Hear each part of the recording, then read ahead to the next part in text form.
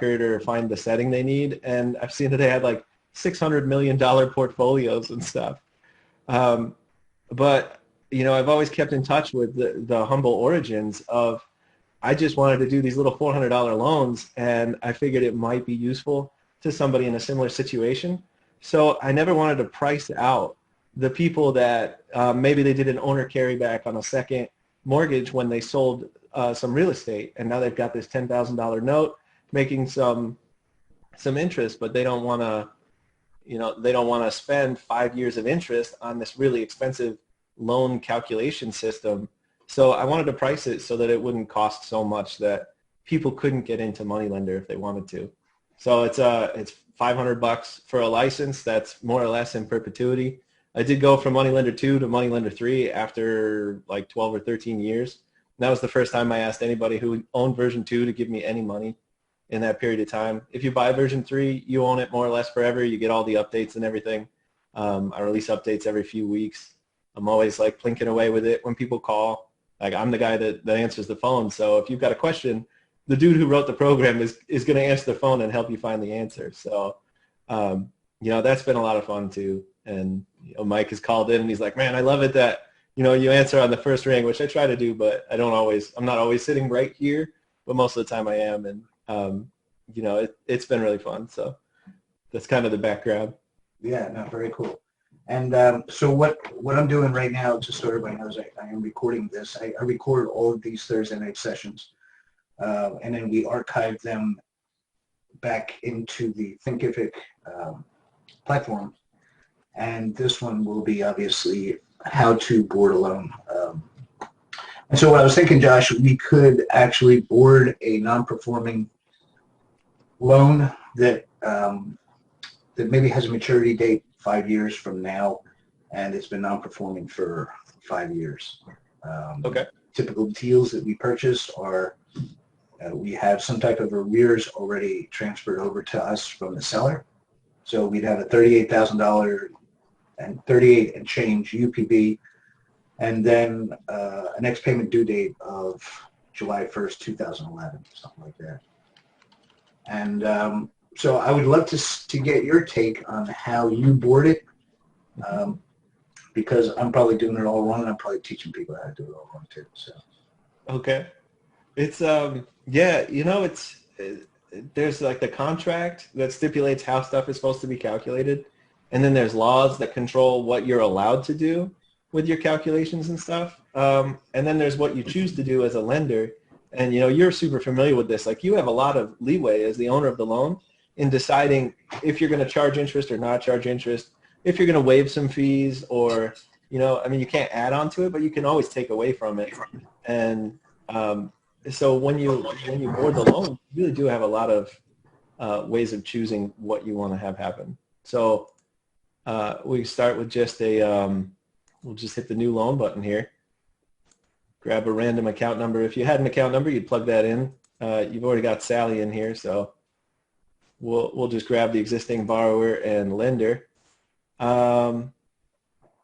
So what was the origination date? Okay, so the loan was originated, let's just say, June 1st, 2006. Okay. So we slap that in. Are we going with a clean 38,000 for the? Yeah, that sounds good.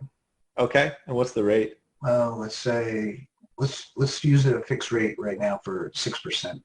Okay, cool. Simple interest is pretty much what you're always going to want to choose. Mortgages typically charge monthly interest. It's also common for them to do daily interest. So if they paid the payment earlier, like if they pay on the 20th of the month, they pay a little less interest than if they paid on the 1st of the following month or even on the 10th of the month. So, you know, so we can, we're just going to use monthly interest where it's 1/12 of the interest rate. And that'll be it's just going to follow the payment schedule. It'll just be monthly. And then we hop over to the next one here. So the first payment, you said, is July 1st of 2009? 6. We were June 1st, 2006. Okay. The next payment due, is that not going to be 2009? Like, Oh, the first next payment due date. Yeah, you're right. That's Yeah, okay. No, let's So, go to like 2011 or something like that. Even though, okay. yeah, just for statute of limitations issues that Oh, okay. Yeah, we're that going to makes be getting sense. into at the moment. But So we'll say it's 2011, it's monthly. You said it's going to probably be about 5 years from now. So we'll want to do maybe 15 years total, give or take. Doesn't really matter too much because that just kind of informs what these numbers should be. sure. And you probably have a payment amount from the contract already. What's the regular payment? Oh, just go with that amortized 320. Okay, so we'll do 320. I mean, if the note says 318 or something, I mean, what do you do about that? Okay, yeah, you just type 318. Whatever their existing regular payment is, just type that in right here. Don't worry about what these say. Yeah. And then, are there any late fees? Yeah, let's say fixed $10. Okay. So we've got $10. It's just fixed. The grace period's 10 days, you think? Yeah, that works. Okay. 10 And that's it. Yep. Now we've got our loan. But, so we can see there's 38,000. But with all the interest that piled up since 2011, we're up to 71,800. And, that's always fun. Yeah, so at this point, we're up and running. There's no payments of record since June of 2009, and we're not even kicking in. Oh, here we go. We want to change this interest here. This is going to be... Okay, I'm gonna grab your mouse for 1 second here. Oh, sorry. Go ahead. I forgot that you were driving. Go ahead. Okay.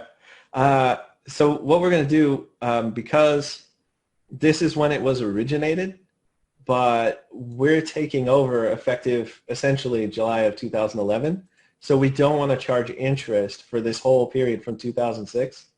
If we go and look at what moneylender's thinking on the loan right now, you can see there's 1,800 days of interest from the origination to the first due date. Yeah. And we don't want to do that. They paid that with all those payments prior to defaulting and then you purchasing the loan. So we want to get rid of that first big chunk of interest. And all we have to do here is tell it that this 6% rate won't kick in until 6/1 of 2011. So a month prior to the first payment, that's when our interest begins. Yep. So I've been doing these all wrong. Awesome. Good times. You gotta fix a couple of these. It's just a clean month of interest here instead of being that 1,800 days of interest. And that makes more sense. So then we just have interest, late fee, and this just builds and builds and builds, and you can see the balance of what the borrower owes just building and building and building so that, by the time we get much further down to where we're getting close to the present, we're into the $58,000 and $60,000 mark, and you have the full history of exactly how they got that far past due. So if they ever question you, like, why do I owe you $60,000 when I only owe you $38,000? That's all the interest and fees piled up. Okay, so let's just stop right here. So I know that people are going to have to go through this a couple of times because we're really flying through it, which is awesome. So your origination date, you're really putting that onto the loan, but you're not starting the interest accruing until your next payment due date, or your next payment due date. Why is the interest a month prior to the next payment due date? Because interest happens over time. So it takes a while for the interest to accrue. Let's throw a payment down on July 1st of 2011. And sure, let's just say 10,000 just for funsies. So if we had this payment here, and then we go look at the payment distribution to see how did that payment get split, well, we see it pays 1 month of interest. And that's because the interest began to accrue in June. So on July 1st, we have 1 month of interest to come out of that payment that came in. If we just start the interest on July 1st, on the same date that the payment was due, well, no time has gone by. So it's like, hey, give me money, but then the interest starts accruing after that. So now if we looked at the payment distribution, we'd see there's no interest because there was nothing to accrue. And since we know that the payments on the loan are typically coming month after month after month, and the borrower didn't make their July payment, we know that we should be expecting a month of interest with that July 1st payment. And that's why we dial it back a month. Beautiful. Yeah. So we can change this back to June 1st. And you're only shooting yourself in the foot to the tune of $190. And when you're talking about, $30,000 in interest, it's not going to matter. So if you did it on July instead of June, it's really okay. As long as you're not overcharging the borrower, do whatever you want. Yeah. Yep. So I mean that's kind of our motto. We're lowering the monthly payment. We're lowering the interest rate. Sometimes we lower the UPB. And we're always working in favor of the borrower, so that when we have to answer to anyone, it's like, hey, everything got better. We try to make it, always worked in the borrower's best interest. Yeah, a lot of decisions. When I was figuring out how to make these calculations work, a lot of the decisions were done like, how is this the fairest possible way that we could think of something for the borrower? And one of them that comes up all the time is this really strange situation where moneylender treats a past due loan differently than a current loan. And if the borrower gets behind, it like credits them immediately towards what they've paid, instead of, like let's say they're supposed to pay $490 a month and they send you $500. So you get $500 and it's cool, and it's like, well, give us $490 next month. And then they send you $500 and it's like, cool, give us $490 next month. And then they miss the grace period and they get a late fee. And then they send in their $500. Moneylender says, hey, give me $480. And it's like, why is it $10 less this time? Well, because they are now struggling, because they missed that grace period. They're just a little bit behind on the loan. They weren't able to make the payments on the schedule they're supposed to. Moneylender gives them the benefit of the doubt and says, hey, that extra 10 that you paid, we're going to credit that towards the upcoming due date, so that you only have to pay $480. If you can scramble together, and we're using these small dollar amounts, but let's say it was, instead of $500, it was $800. Well, now just give us $200 in your current. Instead of saying, hey, that's great that you overpaid a bunch, but give us, $490 next time. So there's all these really subtle decisions that the calculator is making to be extremely fair to the borrower and thoroughly enforceable if you ever have to go to court and justify your numbers. Beautiful. Yeah. Okay, so why don't you show us some all right, so one thing that I found very important, if you could walk through this, I was outside of this program, I was keeping track of all the statements that I was mailing out. Mm-hmm. Actually, my son was saying, hey, we sent a statement out January 3rd on the Bowen note. So that way sometimes, like, I'll get a nasty gram from the borrower, hey, I didn't get a statement this month. Mm. So can you show us where we can automatically track those statements very easily? You showed this to me about 6 months ago, and it's been fantastic. Cool. I'm glad they're using it. I love it when people are using this stuff, because some of it took a long time to write, and this is kind of like a pretty complicated system, from a programming standpoint. So if you go into... I'm going to borrow your mouse for 1 second. I got to get this thing out of the way. Oh, okay, sorry. The other thing. Okay. Yep, go ahead. All right. So if you go into the portfolio settings here, and just on the general tab, we can attach a copy of each template to the loan when printed or emailed. And once we've done that, if we go to our loan here, and then we go to a regular statement, and hopefully we can just print to a PDF or something, you do have to actually send it to the borrower for it to attach a copy. There's a button down here too. If you just want a copy of it but you don't want to send it, you can click that, and then in theory we might have to click off and click on just to refresh that. But now we see there's the regular statement is attached as a PDF on the loan, and if we double click it, it'll preview it for us, and we can see here it is. If we need to print it again, we have an extra copy of it. Let me see if I can figure out how to get back to Moneylender. Cool. But once we check that checkbox, anytime you go to a statement and let's say we print, or better yet, let's do a late fee notice or something. Do you not have a late notice? Oh, it's up here. Late fee notice. So, hey, you missed your grace period, add $10 and send in your check as soon as possible. So we can print that, and then see if you got a PDF something here. That'll work. Okay. Is it doing something? Yeah. Yeah, there we go. That's some nonsense. So now, in theory, we're sending this to the printer to actually print it out. Or if we had the email address attached and we've hooked Moneylender up to our email account, then we can just send the email directly to them, create a PDF and attach it to the email. So here we've generated this PDF of the statement. Meanwhile, in Moneylender, and we'll just go to a different loan and come back. And now you can see here's this late fee notice has automatically been attached. So if you ever need to go back and say, yeah, I sent you that statement, just over the course of generating and sending the statements in Moneylender, it's attaching copies of it. And these files are directly embedded inside your portfolio file. So if you ever copy your portfolio file somewhere else or like save a copy of it on Dropbox or something and then need to restore it back, all these files are built into that. They're not like somewhere else on your hard drive. So yeah, I could have used that 6 years ago. So this software has so many features that, I'm constantly, discovering, I guess you would say. Yeah. Yeah, it's crazy all the stuff it does. Yeah, so why don't you give us a, okay, so you walk through actually boarding a loan and putting it into the thing. How about, let's see, what is important? I mean, portfolios, you can create multiple portfolios. All right, so how about the auto pay? Auto pay is a fun one, and I checked my my account password before we started this to make sure I knew what the right thing was. So this portfolio is not currently connected to an auto pay account, and once you enroll a portfolio in auto pay, so I'm just going to hook it up to my account, and do me a favor and don't like run any payments through it. Something like this, I think, is my stuff. Let's see. So this is like when you buy Moneylender, you set up an account, and let's see if I got it right. Hey, all right, that was the right password.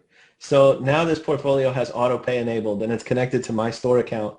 When you buy your license of Moneylender, you create a store account, and when you enroll in auto pay, it enables auto pay on your store account. And now that we've connected this portfolio to my store account, we can go on the payments tab, and now this button, we can click on it, and it's going to tell us, hey, you have to have an email address for the borrower. AutoPay works heavily in conjunction with emails. It's sending stuff. So Mike, you want to type your email in there, and that way we'll be able to see the messages that it sends out. What's cool about AutoPay is that for small lenders, you might have 5 loans or something, but you still want to seem pretty serious to the borrower. We don't want the borrower to say like, you're just a person and I can ignore you. Like Mike says, you want to be the bank. You want to look like the bank. And AutoPay works in conjunction with Moneylender so that you can offer online access to your loans to your borrowers. So now your borrowers have a place they can go, and they can check their balance. They can check their due date and the amount due, and they can hook up their bank account and schedule one-time and recurring payments. And that's a service that it's $15 a month, and every day I have to run this payment batch of all the payments coming through for AutoPay. It's been out for just about 2 years. I think it'll be 2 years in like a couple of weeks. And I ran $630,000 in the last 12 months through AutoPay, over 100 payments a month. And that's on average for the last 12 months. So there's probably 150 payments a month and $60,000 to $70,000 coming through. So this is what it looks like when you enroll in AutoPay. We take this loan. Sally borrower gets this account number 3360015. But maybe they don't recognize that. Maybe they have, their house is 123 Apple Place, and that's what the house is that's mortgaged. So we'll just set that up as something that the borrower is going to see and know that that email is legit. If they don't recognize Bank of Me because you just bought the debt and they don't realize that they're working with you now, for example, they might not see that, and this account number may not make sense. So you plug something else in here that they'll definitely know, like, these people know who I am. So now we turn this on, and then it's going to send out an email. The server now knows all about this loan and is ready to go. The borrower information and lender information and the balance information is now available online. Which loan are we on here? Is this the right loan? No, here's 101 is the one we've been playing with. We did some test stuff in the other one. So in theory, if Mike checks his email, we should see that invitation message from AutoPay. Way too many things open here. Which is cool. And I don't know if you want to have your screen sharing on with your email, but that's your choice. just do that. Yeah, if you got another spot for it, that's even better. I'm very nervous about like ever sharing my screen with anything because sometimes people will email me portfolios or other stuff, and so I'm sitting here with like, you know, hundreds or thousands of people's social security numbers and date of birth and all the sensitive data for their mortgages, and I take the security way more seriously than probably I need to, and that's a good thing. Here we go. So this is the invitation that the borrower gets. Very cool. This is what my borrowers just literally got today. I'm so excited to have this set up. Yeah, it's very cool. I mean, it's going to be part of my welcome package now. Mm-hmm. And it's going to be part of my welcome package, and all the people that are making payments to me, a lot of, maybe I would say 50% of my borrowers asked for some type of auto pay. Mm-hmm. And, you know, and it was expensive. Like you're the cheapest game in town, I think, right? Yeah, I mean, I try to do the pricing the same as I do with the cost of the license where, you know, I do want to make a little money. I don't make a killing off any of this stuff. I'm only charging 0.5% of whatever comes through. So, you know, if it's $1,000 payment that I'm moving from the borrower's bank into your bank, and I'm updating Moneylender automatically with the record of that payment, and I'm providing the borrower with the payment reminder notices and giving them online access and everything else, and I get $5 for that payment. So I feel like, you know, the value, you know, the 0.5% when somebody's running, you know, $100,000 a month, like it does add up, but, you know, hopefully people see that there's like, yeah, this is pretty cheap. So, yeah, so the borrower comes in, they click on this. It's all, I just want to make sure I don't price out the people that just because you're small doesn't mean you can't have all the bells and whistles, you know? So they click that link and it will pre-fill their email and invite code into the AutoPay login page. And then when they click next, it says set up a password. And here's a fun one. We could just click this if you want. This is all nonsense anyway, just a test account. So we'll make a generic password to use. And once we save that, and Google's happy. So now this is what the borrower sees. Once they set up a password, their email and password can log them back into this. Sweet. And they get, you know, here's their account, payments due, how much is due, what's their principal balance, and then enter your bank account. So at this point, they can add their bank account in here. Totally looks legit.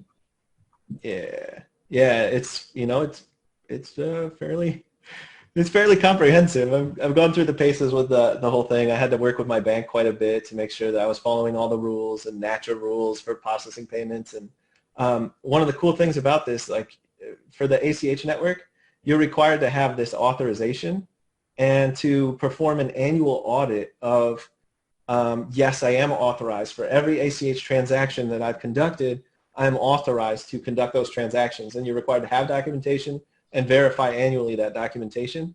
And that is another part of what AutoPay provides, is I maintain all of that information on my server.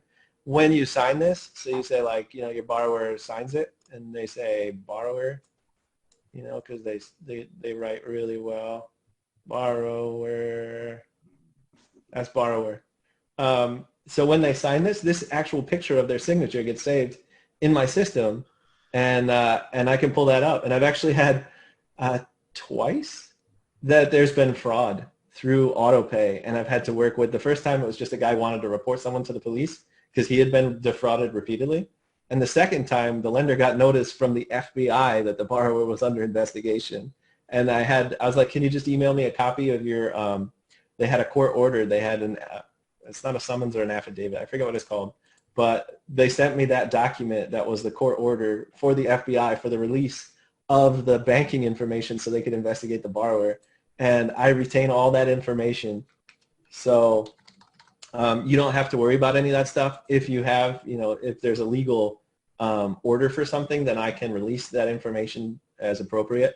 But I retain all that, so you don't even have to think about it. The borrower comes in, they set up their routing number, and you can't plug in a bad routing number, so we'll have to see if we can guess a good routing number.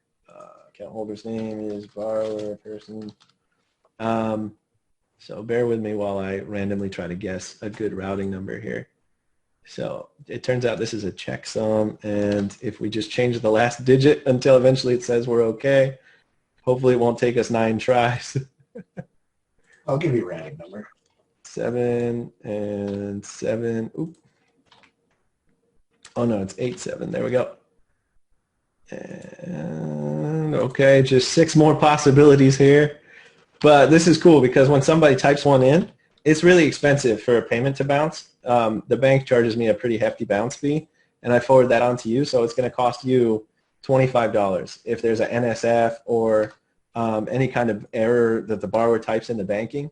So all this stuff is, as much as I can verify beforehand, I'm verifying that so that we don't have like simple typos leading to people having, fees on their account. So we're getting there. We're dialing down. I know you got probably a good routing number 3, but this is way more fun, right? I'm always ready for inbounds. Any second now.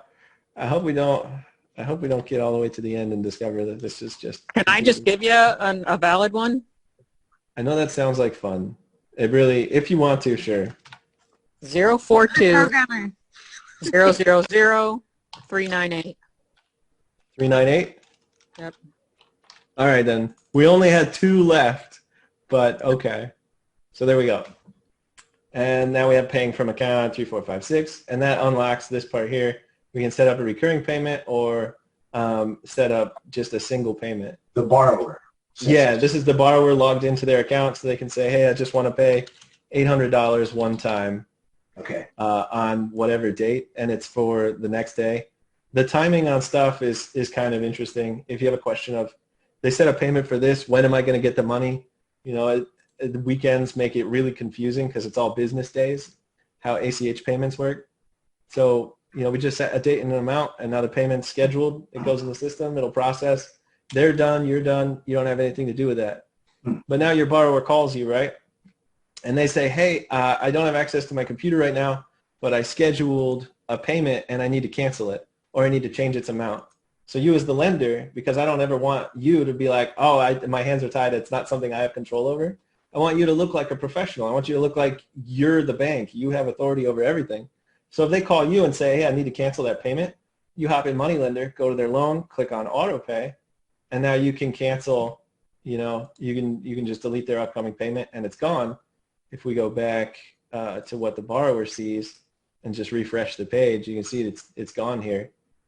Likewise, if they say, hey, that's not my address, 123 Main, you can you just make the changes yourself. Like you don't need to.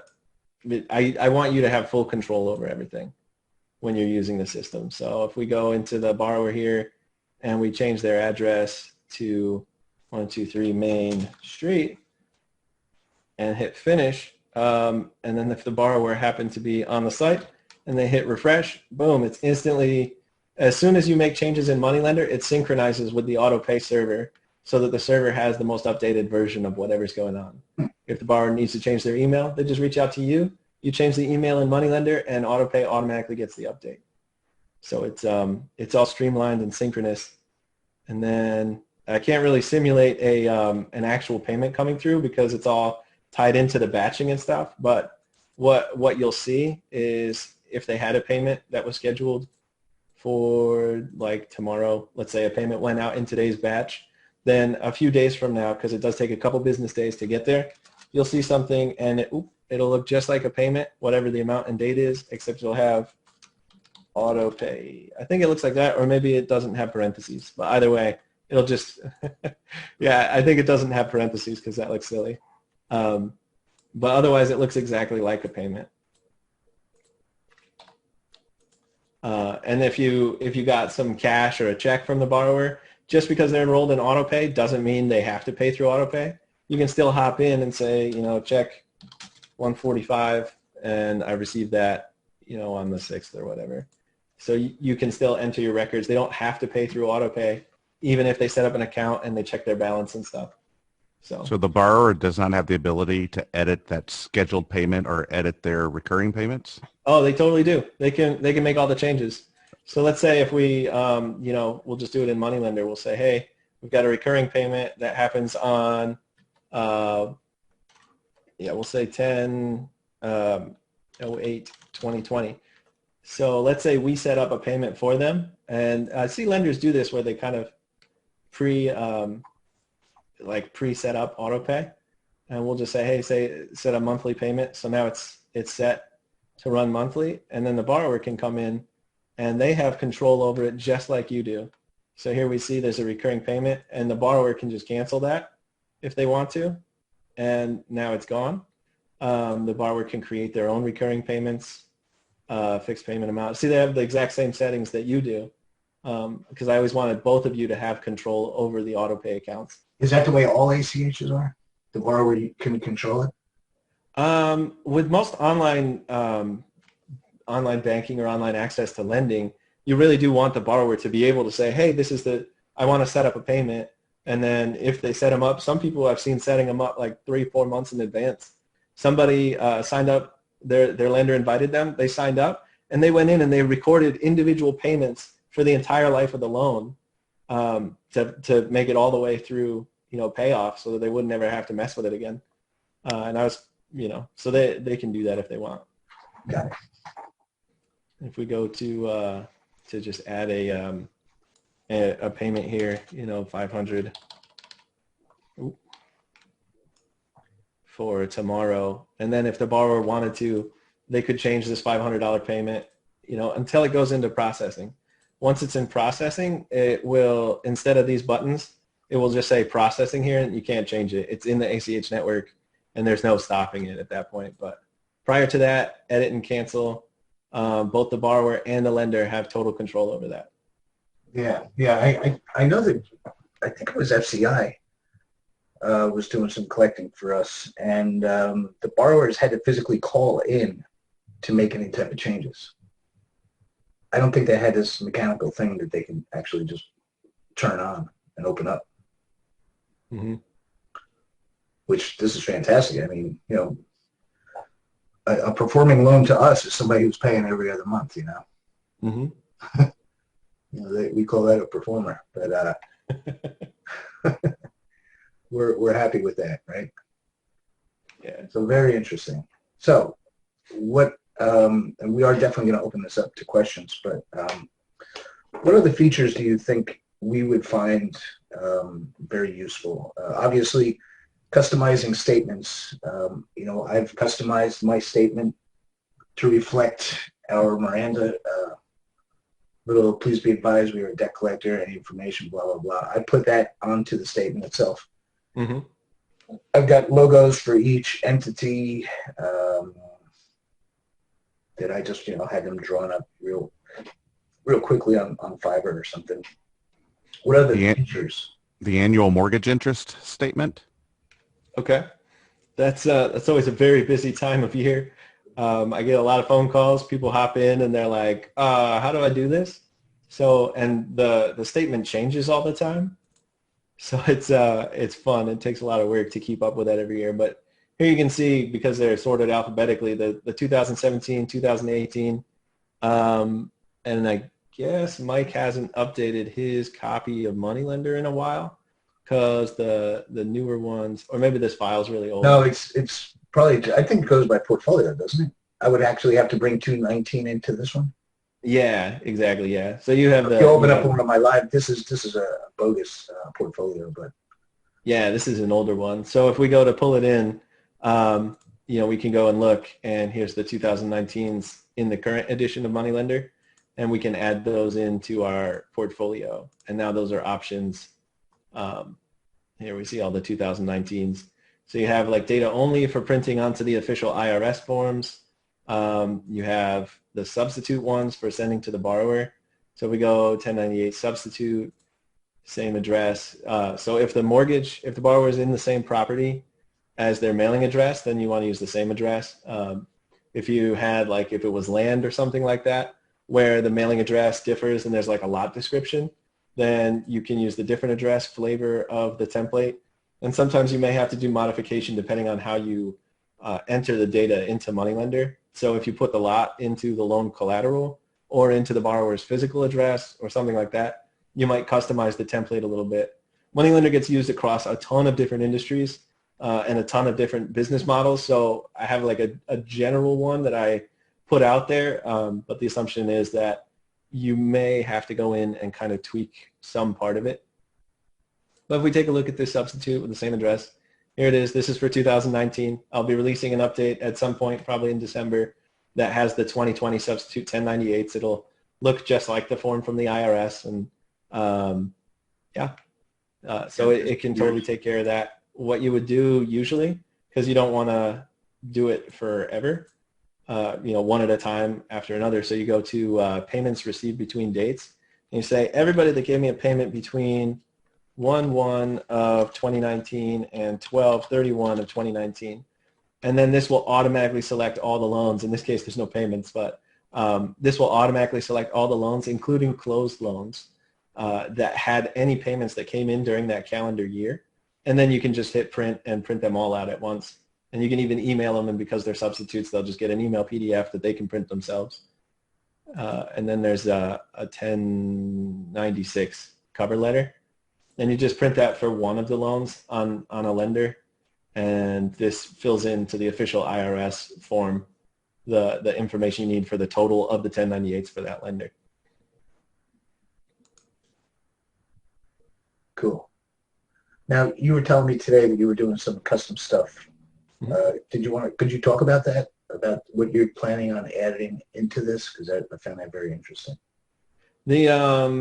Are we talking about customizing statements, or are we talking about the little addition that I did this morning? Yeah, the addition. Okay, so I added a tab over here that is called expenses. And it was Walter Wofford was like, it doesn't run on a Mac? And I was like, no, you have to use Parallels. And then he was like, can I keep track of the expenses on my rental properties? And I've probably been asked that question 4 or 5 times.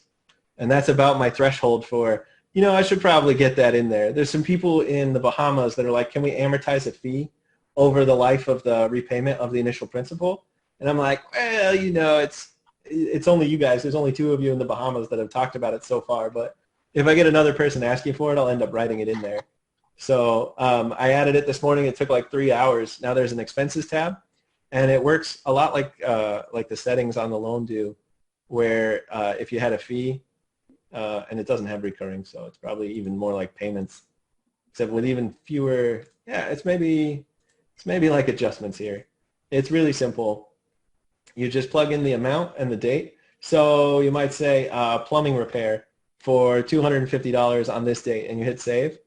And now there's that expense tied to that loan in the program. And then on a report, you could add it as a new column. So if we went to like financial activity, I haven't released the update yet. That's why I can't show it to you directly. But you would hop in here and you go to, it's called loan expenses is what I recorded it as. So you just see it right in, let's see, there's one that's loan. Here we go. It's right next to loan status, loan expenses. You click on that, hit add, and then now you can see for whatever report period, if it was like a specific month or something, you can see how much you paid for the maintenance of that property. Or if you record all your closing costs in there, now moneylender can actually report on these were your costs associated with this loan. If you have legal fees, you can plug those in there, and then you might forward them on to the borrower by adding a fee to their account, but it may not be the same amount. You might put a $2,500 legal fee on the loan for having to deal with a lawyer because of their bankruptcy case or something. Okay, $25,000 legal fee. But maybe you only paid $2,175 or something, and you can record that independently and report on that. So I just added that this morning for funsies, and that'll come out in the next week or so. All right. Any other things that you want that you should be able to show us that would interest us non-performing folks? Well, certainly if you're going to be doing a lot of these, and if you have a question, cut me off and ask your question. It's always more interesting to answer questions than like talk about random stuff. But I have a question then in that case, Josh. Okay. This is Amy. On the 1098, you said that's emailed out. So does that black out the Social Security number except for the last 4 or all of it, or how does that work? Let me show you. It should be doing just the last 4 digits, I believe. There's a tag for safe Social Security number. And I'm pretty sure that's what we're using, or it may even, so if we look at Sally borrower here, and we go to print any template, and we go to the 1098 substitute, same address, and we preview, no, it has the full tin. I kind of thought maybe that was safe. It does say in the directions that you can omit that. Is it a secure email? Because I would rather that they are able to download it from your secure server than to have an email if it's not secure, yeah? Like my autopay server? Yeah. Autopay is only for processing the payments. It has minimal information. It literally, all it knows about a loan is the account number, the due date, the amount due, and the principal balance. Like, it's only got like 5 fields to store. And for the borrower, it only knows first and last name, company name, address, email address, and I don't even know if it knows phone number. So I keep just a bare minimum because, I don't want all your stuff on my server. That makes it more of a target, and it's a security vulnerability for you and for me. I secure the heck out of my stuff, but anywhere I can reduce liability is important. So like your records, all of your records are authoritatively stored within Moneylender, and I don't have control over that or access to it, except where like Mike has allowed me to get on his computer to play with stuff. Okay, so emailing the social security number, we also are very particular about people's financial information, so I'm not okay with emailing someone's social security number. Yeah, it should have been, I feel like I wrote it, but maybe I didn't. I've written a lot of code, and sometimes I forget exactly how it all works. But if we go to the template here, and let's just see if there's a tag for it. If we go in, and maybe I'll make sure to do that for the 2020 tax year. So here's borrow one SSN, template tag, SSN. Let's see. Yeah. Safe. I should really, well, there's situations like when you create a loan contract, you want their full social security number present on that loan contract. So I will, let me just make a note real quick. Safe SSN tag. And this is literally the process. Like, people ask me for stuff and I add it in. Like, all I wanted was a payment coupon printer. And this is all just what you guys wanted. So tell me what you want. I will add it to the program. Yeah, and honestly, if I could take it just one step further, like a lot of times for security, like when you're going to answer security questions and whatnot, you have to give your last 4, and that is something to get into a system. So even that emailing, I think I looked on one of mine from taxes last year, and they did, it was, I don't know, a student loan thing or something, and they emailed my last 4 social security number and X'd out the rest. But to be honest with you, like emailing is, or no, I'm sorry, I downloaded it from their secure website, so I'm okay with that, but not emailing. I'm not okay with emailing any of the social security number. How about that? Okay. Well, in the directions for the 1098s, you can leave their social blank. You are required to have your tax ID, and it can't be blanked out, but like we can just go into this template here, just hit the delete key and eliminate the social security number completely from the template, and now it's not present anymore. On your template, on my template, because you're on my computer, but not on there. Right. Yeah. Right, but either way, Amy, you don't need to mail. I mean, you don't need to email it. You could just regular mail it if you wanted to that way. No, because I like emailing is okay, but even better to download that kind of stuff from the server. I wouldn't want to, me personally, if I'm a lender, I wouldn't want to email someone their social security number.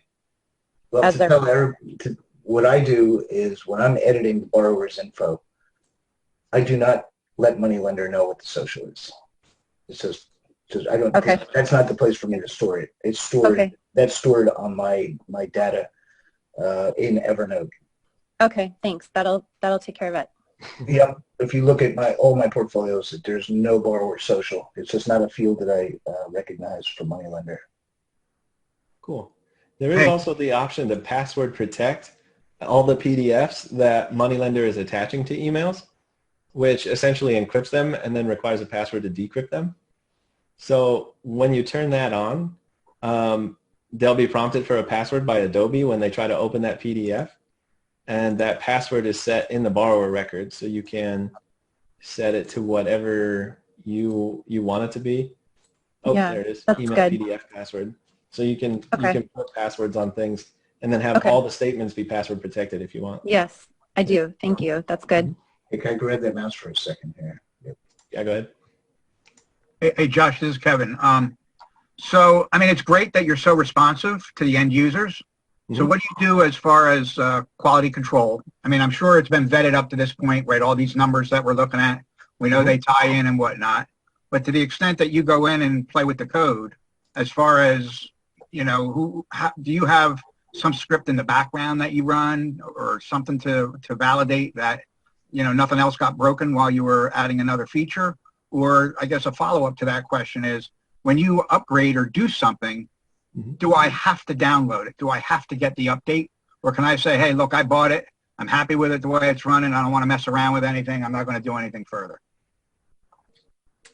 Yeah, so you can continue to use whatever version you want. You don't have to update if you don't want to. Some new features and even stuff like the 1098 forms, I may need to add something to the program to comply with whatever new format the 1098 form has. And in that case, you won't be able to generate a fully compliant substitute 1098 form or print to the official IRS ones without updating to the latest version.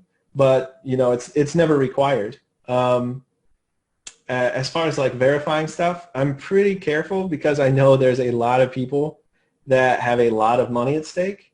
And, you know, like with the security and everything else, the security is just like crazy in this program. All the cryptography, you can actually open Moneylender to the internet and have other people connect to your portfolio.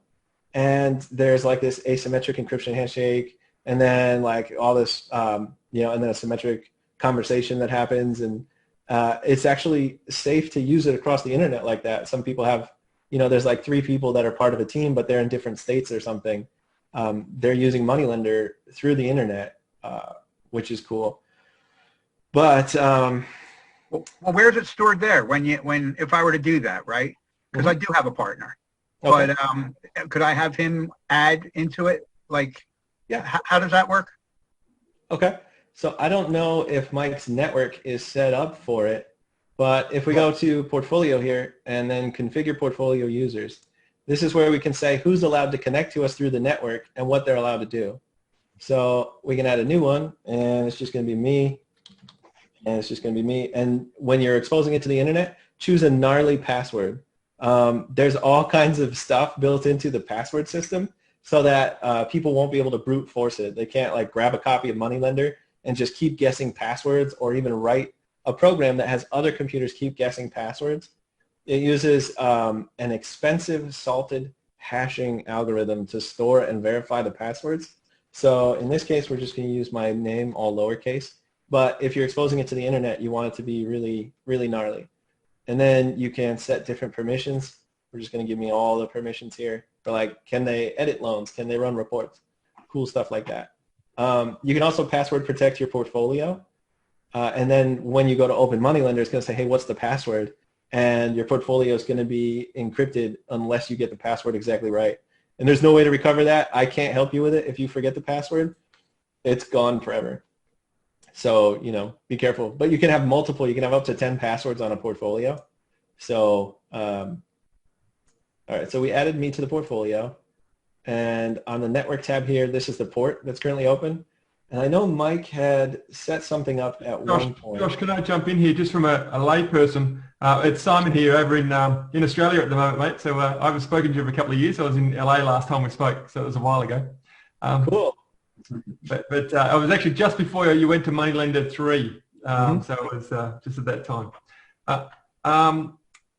Just with this, normally it's loaded on our laptops or desktop or something. So to get remote access, do we need to have that as a separate desktop running, or is it almost like a server, or do we have to have our laptop left on to get that remote access? How would that work?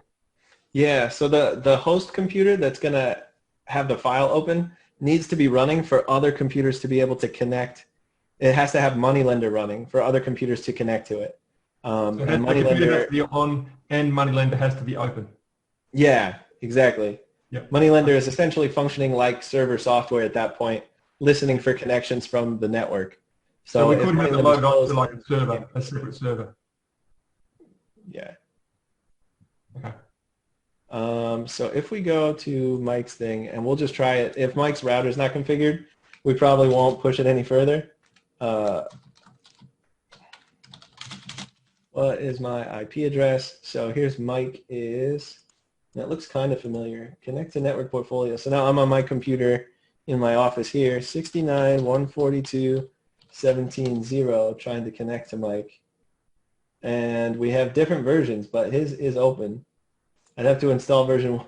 So I could actually connect to Mike's, if I was running the same exact version of Moneylender that he was, I can connect to his computer right now and start editing these records from my computer. So update this version. Can you do that? Sure. File, update to latest. And so, Josh, both people have to have Moneylender Professional loaded on their computers to use this. Yes. Same version. Yeah. Okay. Yeah, so I have this on my laptop. You're on my desktop right now. I bought another seat for my laptop so I can travel. Cool. Yeah. How do you have your pricing now, Josh? Is it a per seat or is it a per? Do you have it? Yeah, so it's like per user or computer. Like Mike, if he's using one computer and then he goes on the road for a couple weeks and he wants to use Moneylender on his laptop and he's not using it on his computer at home, he can just move his license to the laptop for a couple weeks and then move it back when he gets back. But if he was using it, every day from both computers, he'd probably need to get 2 licenses for it. Yeah, I didn't feel like moving it back and forth. I figured I'd just get 2. Because Mike's cool like that, so. There's some people I talked to earlier today, and they have a guy who's doing a bunch of data stuff. They have like 200 or 300 loans that they're importing from a different loan servicing program. And so the guy doing the work with the data and doing the import is going to use one of the licenses temporarily, and then after he's done with that, he doesn't need Moneylender anymore. He doesn't actually work for them except as a contractor. So then they'll take the license that he was using and activate it on one of the office people's computers. So that's cool. you can move licenses between people, but if he was actively using Moneylender like once a week to do something, then now he's more like a user, and so he'd need to have his own copy of Moneylender. All right, so we're going to get you installed with the latest one. Hi, Josh. I just had a question about, is there any, if you're receiving payments through your service, like ACH payments, is there any sort of credit reporting possibility, like maybe even a third-party kind of add-on? So when you report data to the credit bureaus, the files that you generate and upload to them, they're called Metro 2 files. That's the specification is the Metro 2 credit report. And Moneylender can generate those Metro 2 files for you. And a lot of people, they've changed it some over the years. It used to be you had to have like 100 loans or more, 100 accounts to report to work with TransUnion. But I know at least one of the 3 bureaus is, all right, let's see if we can get Moneylender up. At least one of the 3 bureaus has like no minimum requirement. Let's see. Hey, Mike, can you click on Moneylender? So you can, there's a type of service called like a aggregator or whatever that just, you can talk to them and then you submit your Metro 2 file to them and they group it in with all their other customers and submit it to the credit bureaus for you. And so that can be a really cost-effective way to do that. And they'll take your Metro 2 file from Moneylender and include it that way. So if you can't work directly with the credit bureaus, you can still submit your data through like an aggregator service. So on Moneylender, you would just kind of generate those reports and then submit them through the other service? Mm-hmm. Yeah, can you do those in bulk, or you have to go like one at a time? What's that? Can you do that in bulk? Like, let's say you have like 20 loans or 100 loans or something, or you have to go into each one and generate that Metro 2 report? No, it's the whole portfolio all at once. All of your loans will be reported. And it adds a bunch of stuff. If we go and turn it on, it's enable Metro 2 reporting. And now there's like a bunch of extra junk everywhere. So we go to settings, and now there's a Metro 2 settings button. And you got to set, you have to set this stuff. So my portfolio is, these are all mortgages. The account type is second mortgage. Account status, you usually want to leave that. Let Moneylender decide what the status is. A bunch of different things that you have to report. So, there is a certain amount of data. Wait, would that say foreclosure by natural disaster?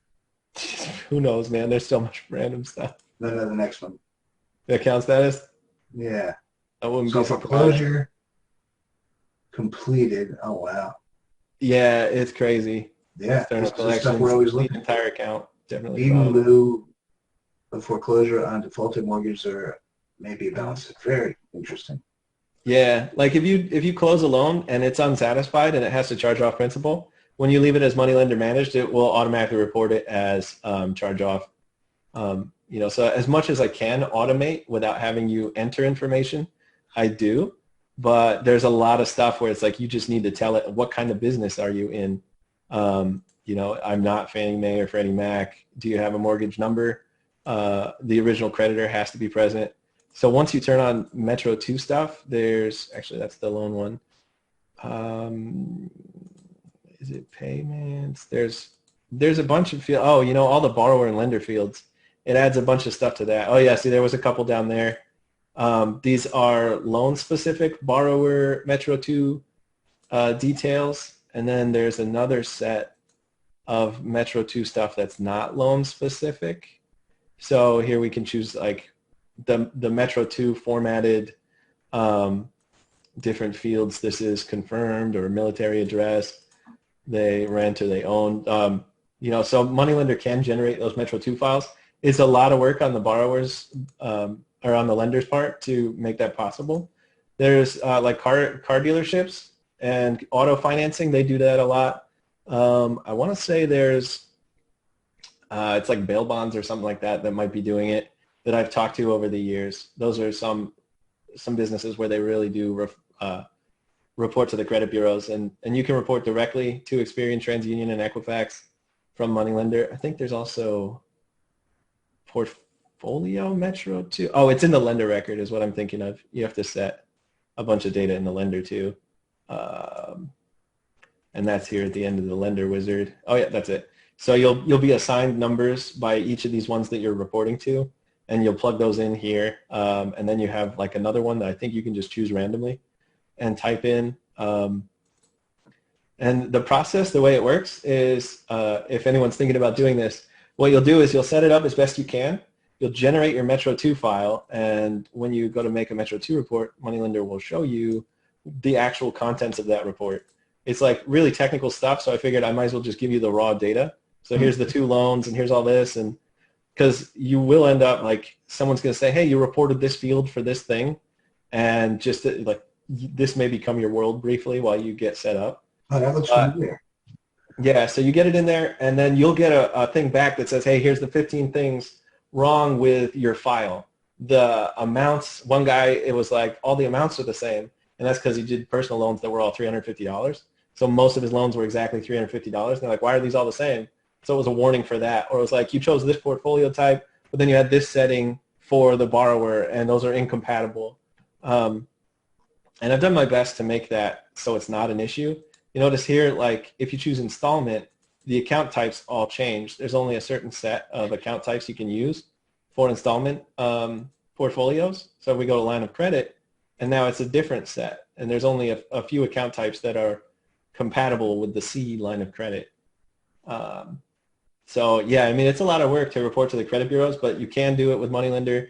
There are people doing it with moneylender. It's pretty involved, but if you get stuck, I work with people all the time that are setting up their portfolios and starting that process. So if you get stuck or you get something you're not sure how to interpret it, give me a call. I do the customer support. If you call the help number or email the help email, it comes right to me. I'm the guy who's going to help you get through it.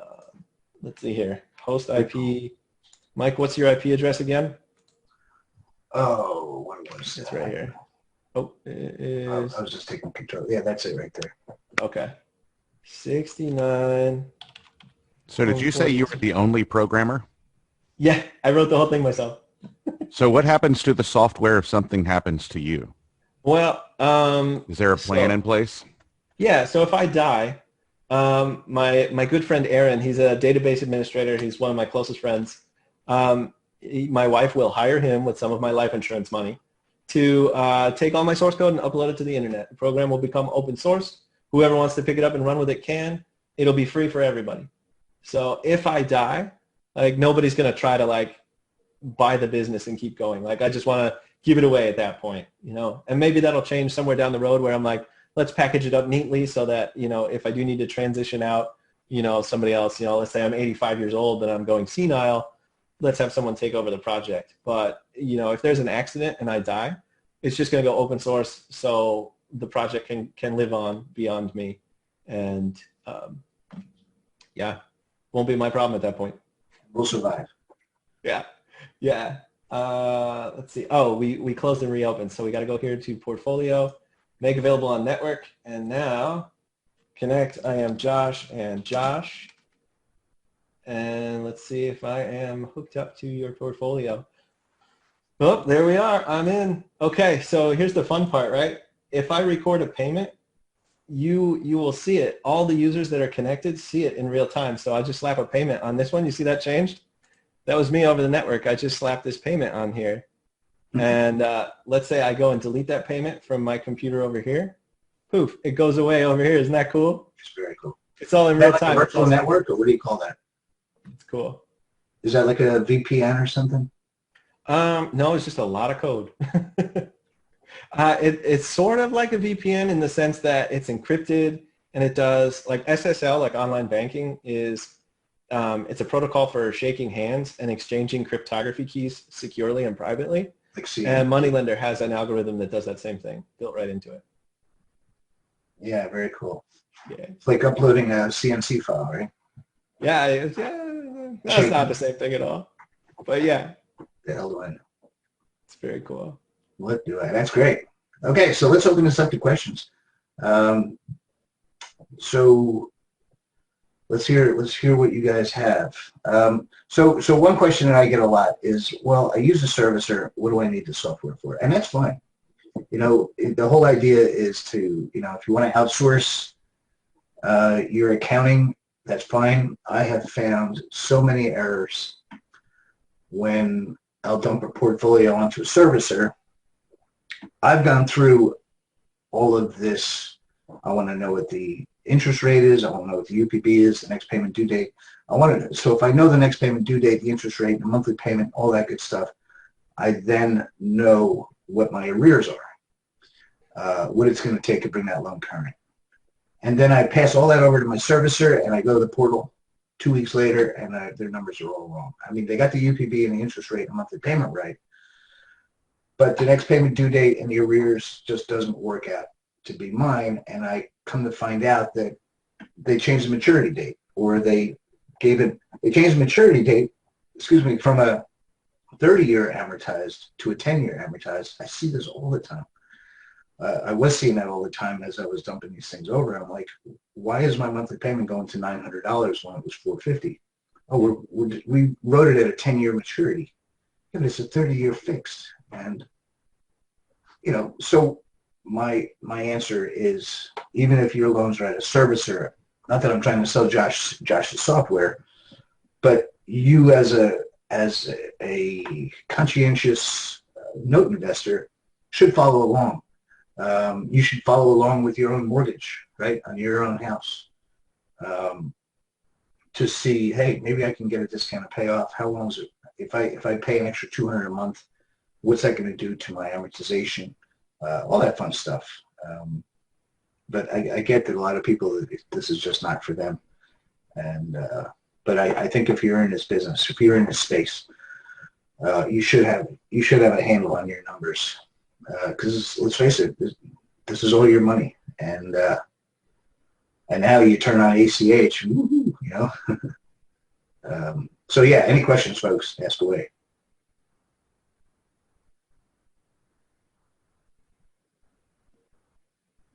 I guess you covered it well, Josh.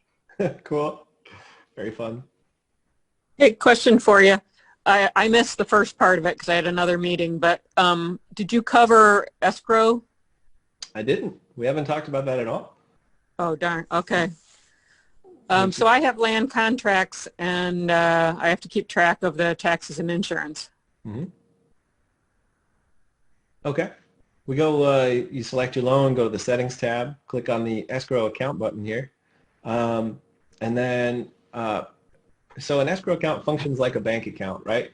You're collecting money on behalf of the borrower, and those are your deposits into the escrow account.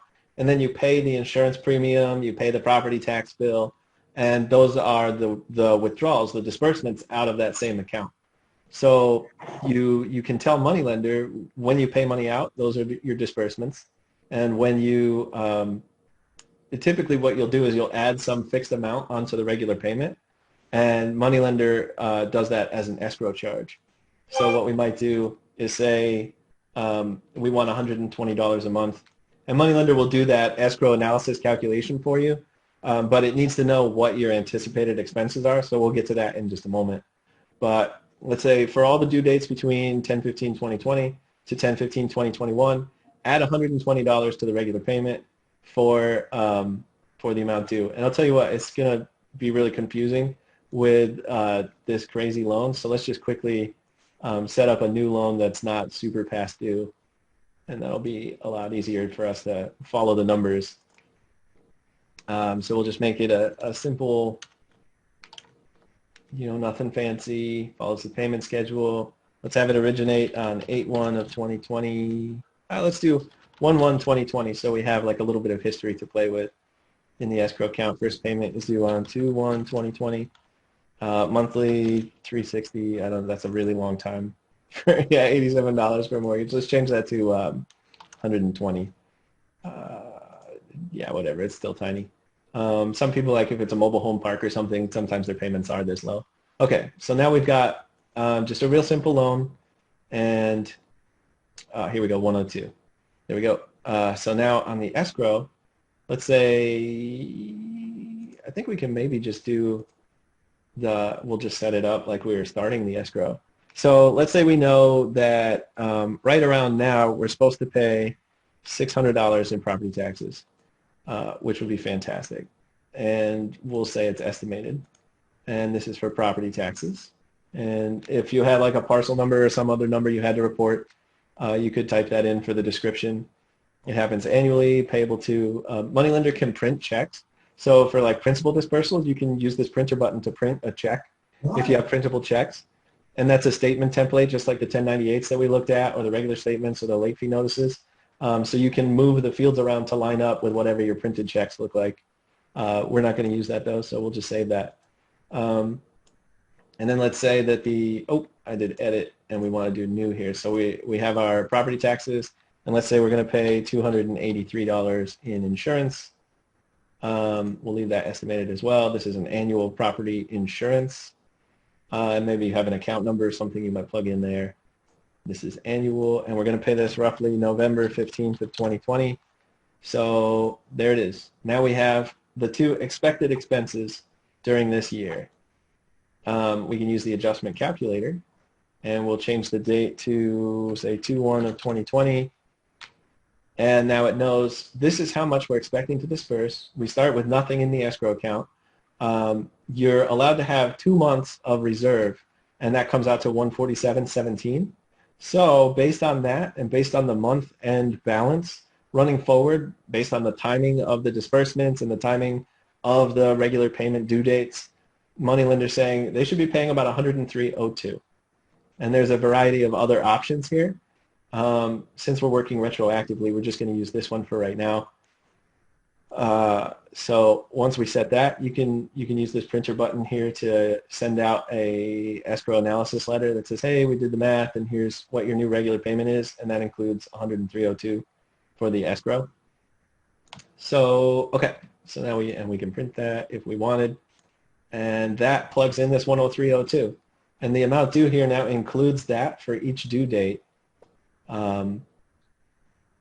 For that year starting February 1st. So now if we plug in some payments, we go to Tools, Generate Payment History, starting on the very first due date and up to and including, we'll say, October, pay the amount due. Let's see if this works. It looks like it worked. Yeah, okay, that worked. Okay, so now we have a loan that looks healthy and has existing escrow and has some payments. If we go look at our payment distribution report, we can see it's taking this amount out of the escrow. Let me just move that. There we go. We can see here's the payment, how it's getting split, and we've got $927.18 has been funneled into the escrow account from those payments. Then if we go and we look at the escrow account itself, we can say, yeah, there's 927.18 in the escrow account. We do have these upcoming disbursements, so we know those are coming, but we haven't paid them yet. And let's say it's today, and we're going to cut the check for the property taxes. So we go here to manage disbursements, click on those property taxes, and we'll edit them. And let's say the bill came out to $612.85, and then we mark it as paid. A lot of times you're just guessing what the property taxes are because it changes year after year, and that's kind of why you get that little extra slush. And we can see when we marked it paid, it automatically created one for next year as an estimated amount. And then if we look at the escrow balance, it's taken those funds out of the escrow balance. And we can see, hey, we've got November, we have something coming out, and then next year the property taxes will be due. So moneylender is keeping track of, of all that stuff. And if you ever need to see what happened on the escrow, you go to reports, ledger transactions, and we can change the account to escrow. And then this shows all the activity on the escrow account. Here's all the payments making their deposits and the balance building up. If we had plugged a description in for the property taxes, that would be listed here, but because I left it blank, it just says minus $612.85. So, all that stuff is easy to account for and keep track of. And moneylender does that crazy, it's not aggregate accounting. I forget what the word is, but it's pretty crazy. I had to read the rest of the law to figure out how to apply the rules for it. And now we can see when we go for January to make the escrow change, we never marked the insurance as paid, so it's still just sitting there as an estimate, and it's no longer part of the 12-month period in 1/1/2021, so it doesn't factor in. But we can see we have a starting balance. We're expecting to disperse this much out. We want to have at least 102, and since that's plenty of money, we don't have a recommended deposit, which is, hey, there was a shortfall in your escrow account, send us a check for $850, and then your escrow amount will be some other number for the remainder of the year. Or you can prorate that, divide that deposit amount by 12 or however many payments, and this will be the number down here of a prorated amount. And the RESPA law allows you to do either of these if there's a shortfall on the account. So moneylender will do that math for you as well.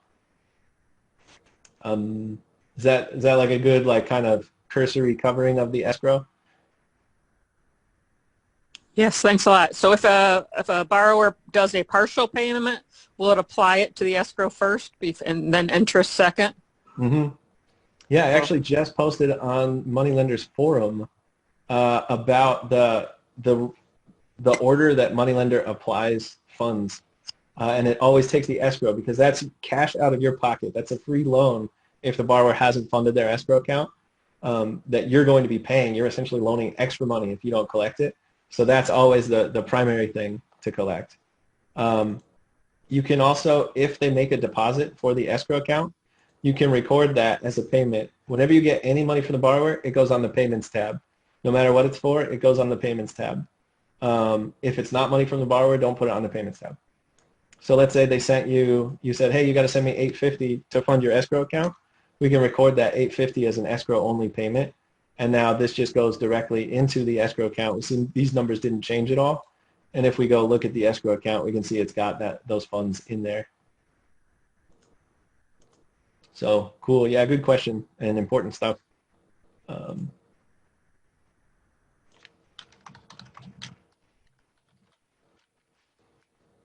Nobody uses the forum. I'm the only guy using the forum. But tell me more about this forum. Yeah. So here it is. It's just me talking to myself constantly. A lot of times I'll get an email and I'll have a dialogue with somebody, and I'm like, this is the second or third time I've had this conversation. Let me put it out there so if people are looking for it, they can find it. And it was, I guess, October 12th. I posted this one, which, I just got this question from somebody. How are you applying payments? And I was like, this was my reply to them. And then they came back with, some more questions about, well, what if I want it this way or that way? And so I gave a much more detailed answer and referred to some parts. Everything in Moneylender you can manually override. Every calculation you can adjust. So you're never locked into the math that I've pre-written for you. 9 times out of 10 you're going to want to use that existing math. But if you ever need to change something, so in this case, the borrower they were missing a payment, and they were not happy that they had to pay interest when their 2 months of interest piled up, and then they made a payment and it all went to interest and no principal. And they're like, hey, my payment should go all towards principal and no interest. And so I had to explain to, you talked about using a service company, or Mike did, and this gentleman that I was talking with, he is a servicing company, and so these aren't his loans. He's servicing on behalf of them and fielding the questions from the borrowers so that the actual loan owners don't have to. But he had to explain, why their payment was applied a certain way, and it turns out that they might be eligible for some kind of deferral, and there's a way to defer just a single payment, and there's a way to defer payments and either capitalize or waive the interest and do some other stuff. So I have like a lot of information. If you have questions or you're interested in, maybe reaching deeper into what Moneylender has to offer, you've seen there's a lot of powerful features in here, and this is definitely the best one. Cool features to set up right away. This right here. First thing you do, automatic backup. Turn that on, man. You're one computer crash away from re-entering everything. So back it up to like Dropbox, and you're set. Got it. Yeah. Yeah, very cool. I do not use that form. And nobody does. I keep waiting for the day when this Iraq whatever thing is no longer the newest member. It's been like that for months and months and months. That's really good. All right. Any more questions? So you were talking about doing this with Walter Wofford. He was going to use these for rental portfolios. Is it much different when you're setting up on something that doesn't have a maturity date? So you kind of just sort of treat it like a loan, but do it with like 0% interest or whatever. So the loan amount, let's say they're supposed to pay $1,000 a month. So we set up a $12,000 loan with 0% interest, and then we just say, hey, they're making 12 monthly payments starting on, let's say, November 15th. And so that's $1,000 a month, and late fees by default are $25. So now Moneylender has all those late fee mechanics for did they miss their grace period, add the late fee, are they past due? Well, what do they need to do to get caught up? All the warnings and stuff. You can create your own letters. We talked briefly, but I never showed you guys how to really make a letter. And the easiest thing to do is start with a late fee notice and make a copy here. And then we take our late fee notice too, and now it's already got a pretty nice layout. And we can just edit this text and say something like, notice of eviction, or whatever you want to put in here. You need to pay more money, and you can inject whatever data you need. Amount due. We'll just slap the amount due in there right now, please. And now we've created a template that is just, that's what it says, notice of late fee, get out. There we go. And, you can change whatever you want to on there, but it has like the little payment coupon and stuff, so it's like kind of a nice format to start with. That's why I say like start with a late fee notice. You can also use the voucher booklet cover letter is another good one to start from, because this just has the header and then just a space for text, and then send payments to and reach out to us with our phone number. Yeah, I totally do not use this thing. So now we want to. I'm getting there, but late fee notice 2 here. Get out. You're out. Give me $1,000 right now. Yeah, so you can rewrite all the statements to look and speak exactly how you want them to. You can have sets of statements for loans, and then another set of statements for leases and things, and you have the wording appropriately. Also, there's all this garbage here. A4 is the metric paper size for Europe. So if you find that servicing menu is cluttered, you come over here, click on the A4 versions, and this one here turns it on or off the menu. So we can just click this to take it off of the menu. It's still in your portfolio if you ever want it for some reason, but we can take all those A4s out, and now it looks much cleaner. let's say you always do escrow, so you can get rid of the regular statement and the two that don't have escrow, and now your menu is much more manageable. So if we just want the one that shows the escrow, and this is a lease, so it doesn't have it, but here's the escrow amount that's on there. And yeah, it's a fairly flexible program. You can do whatever you want with it. Yeah, yep, I love it. And I like it with when I'm printing statements out. What do I use? A number 10 envelope, windowed envelope. Mm-hmm. And you can't. And I use the perforated paper, the 2-perf paper. Cool. So that you tear off the bottom tab and it folds perfectly, and it's just off you go. Yeah. If you have envelopes and you need to fix the alignment or something, you just click and drag on these in the template designer to reposition them so they match up with your envelopes. And if we turn off the snapping, then you can really smoothly position it. And if you really want to, you can set the positions numbers directly. I have all those numbers written down if anybody needs those locations. Oh, yeah, that's cool. what Mike taught me. Mike taught me how to use the numbers to get it lined up properly. Yeah, just run through the template, click, click, click, 8.5. But I saw you do the drag and drop there, which Josh, and I went, oh, wow, Mike didn't teach me that. It's kind of hard to get that lined up that way. If you got the numbers, why would you drag and drop? Yeah, that's true. The best part is when you do something like this. You're such a mechanical engineer, Mike. That's true. It truly is. Was. Well, cool. All right. Any questions? This is the time. I know that we're going to move on to some other stuff here. One other thing, Josh, is there any future plan of doing this cloud-based or online-based or whatever you call it, where you're not one computer crash away from entering all your data and it's just on the out in computer space somewhere?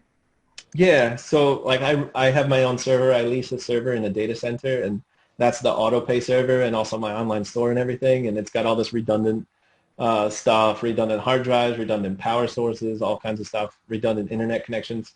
And that's cool. There's a lot of robustness to that.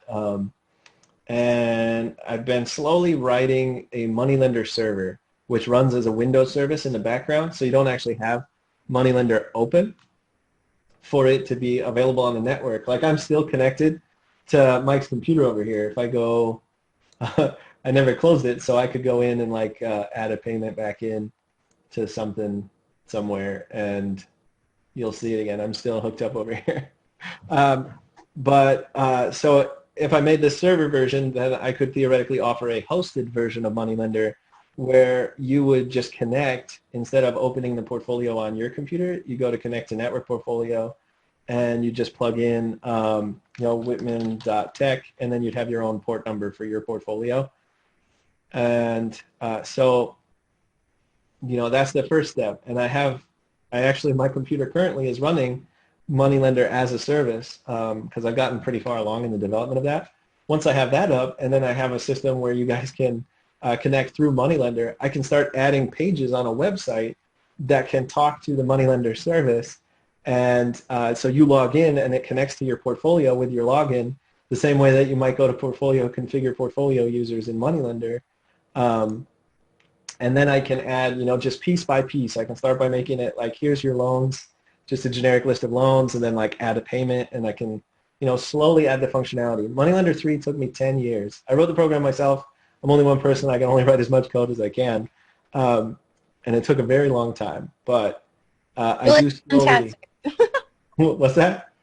It's fantastic. So. Oh, thank you. Keep doing it. Yeah. So as I slowly sort of make that happen, it's really the squeaky wheel gets the grease, So if people are like, I really want online access for some of this stuff, then, I can create HTML equivalents for what you're seeing in different places, an HTML version of the settings tab that runs in your browser, and now you can edit the printable, and, you'll always still be able to connect with Moneylender, the program itself, to access your portfolio, but then you can use the website for some stuff. And in theory, at some point, say 15 or 20 years in the future, you could just use the website and not need the desktop application at all. But progress is slow on that front. Okay, thanks. Okay, so getting back to this rental thing, I guess back once they pay up to 12 months, then the 13th month I would just recreate. Yeah, so you might do a new loan, or if you want to extend the lease, what you can just do is, double the amount, so 2,400, 24,000, and change it to 24 payments. 24. Okay. And so that's it. We've just doubled the length of the lease. There's no other configuration necessary. Okay. Yeah, if we run an amortization schedule, this is how you check. Did I set it up properly? Amortization schedule. This will show you everything that's supposed to happen on the loan. So here we see, okay, it's just $1,000 for 24 payments of 1,000. And so we know that those two changes were all we needed to do. Amortization. That was my request. Right? I'm pretty sure that came out with version 3 and version 2. Amortization is like, I needed that during development to make sure that it was actually working. So I think that was in there. But you've asked for a bunch of stuff that has made it in here. There's probably 15 or 20 features that are because you requested them. That's in Moneylender.